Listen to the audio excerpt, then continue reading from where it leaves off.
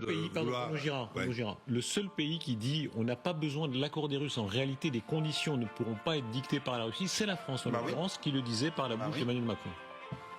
Ces forces de réassurance, elles feront partie du paquet qui sera discuté.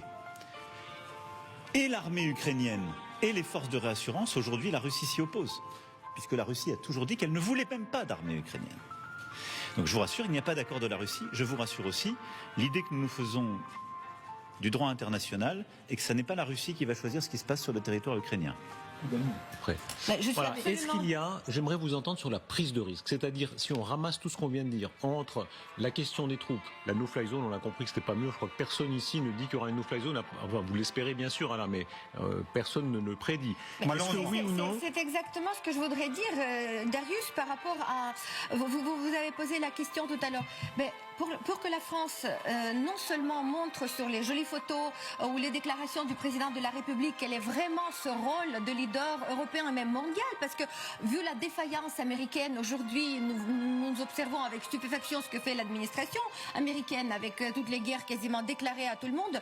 Donc la France aujourd'hui est en première place pour moi pour prendre ce rôle de leader vraiment, parce qu'il y a la force, puissance, etc.